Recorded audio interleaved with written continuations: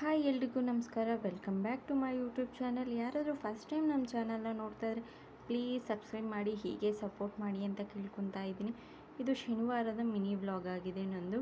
ಇದು ಬೆಳಗ್ಗೆ ಶನಿವಾರ ಆಗಿರೋದ್ರಿಂದ ಸ್ವಲ್ಪ ಬೇಗ ಎದ್ದು ಬಾಗಿಲಿಗೆಲ್ಲ ನೀರು ಹಾಕ್ಕೊಂಡು ತೊಳ್ಕೊಂಡು ಕ್ಲೀನಾಗಿ ಹೊರಗಡೆ ಎಲ್ಲ ಕಸ ಗುಡಿಸಿ ನೀರು ಹಾಕಿ ಕ್ಲೀನಾಗಿ ಬಾಗಿಲಿಗೆಲ್ಲ ಅರಿಶಿನ ಕುಂಕುಮನ ಇಟ್ಕೊಂಡು ಬಾಗಿಲಿಗೆಲ್ಲ ರಂಗೋಲಿ ಹಾಕ್ಕೊತಾ ಇದ್ದೀನಿ.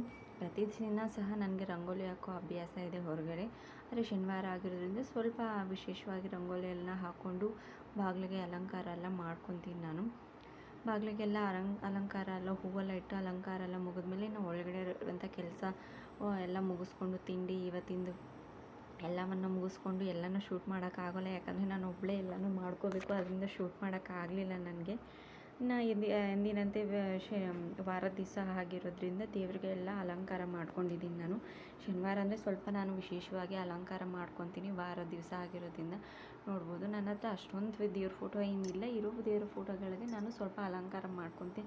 ಹೂಗಳನ್ನು ತಂದು ನನಗೆ ಅಲಂಕಾರ ಮಾಡೋದಂದರೆ ತುಂಬ ಇಷ್ಟ. ಅಲಂಕಾರ ಎಲ್ಲ ಮುಗಿಸಿ ಪೂಜೆ ಎಲ್ಲ ಮಾಡಿಕೊಂಡು ನಾನು ಇವತ್ತು ನಮ್ಮ ಮನೆ ಹತ್ರನೇ ಇರುವಂಥ ದೇವಸ್ಥಾನಕ್ಕೆ ಬಂದಿದ್ದೀನಿ. ಇದು ವೆಂಕಟೇಶ್ವರ ದೇವಸ್ಥಾನ ಅಂತ ಹೇಳ್ಬೋದು. ಇಲ್ಲಿ ನಾನು ತಿಂಗಳಿಗೆ ಒಂದು 2ರಿಂದ 3 ಸಲ ಅಂತೂ ಈ ದೇವಸ್ಥಾನಕ್ಕೆ ಬಂದೇ ಬರ್ತೀನಿ.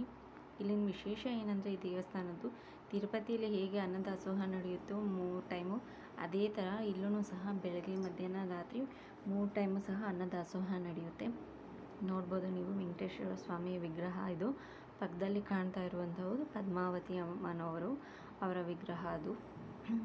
ದೇವ್ರನ್ನೆಲ್ಲ ದರ್ಶನ ಮಾಡಿಕೊಂಡು ಇನ್ನು ಆರತಿ ಮಂಗಳಾರತಿ ಎಲ್ಲ ತೀರ್ಥ ಎಲ್ಲನೂ ತೊಗೊಂಡು ಇನ್ನು ಸೈಡಲ್ಲಿ ಹಾಗೆ ಲೈನಲ್ಲಿ ಹೋಗ್ತಾ ಆಚೆ ಹೊರಗಡೆ ಬಂದಮೇಲೆ ನೋಡ್ಬೋದು ನೀವು ತುಂಬ ವಿಶಾಲವಾಗಿದೆ ಜಾಗ. ಹೂಗಳು, ಮರಗಳು, ಸಂಪಿಗೆ ಹೂವಿನ ಸ್ಮೆಲ್ ಅಂತೂ ತುಂಬ ಚೆನ್ನಾಗಿದೆ. ಇಲ್ಲಿ ಏನಂದರೆ ವಿಶೇಷ ತುಳಸಿ ಗಿಡಗಳನ್ನ ಹೆಚ್ಚಾಗಿ ಬೆಳೆಸಿರ್ತಾರೆ ಇಲ್ಲಿ. ಹಾಗೆ ಬಂದು ಪ್ರಸಾದನ ಸ್ವೀಕರಿಸಿದ್ವಿ ನಾನು ನನ್ನ ಮಗ. ಇಲ್ಲಿನ ವಿಡಿಯೋನ ಎಂಡ್ ಮಾಡ್ತಾಯಿದ್ದೀನಿ. Thank you for watching.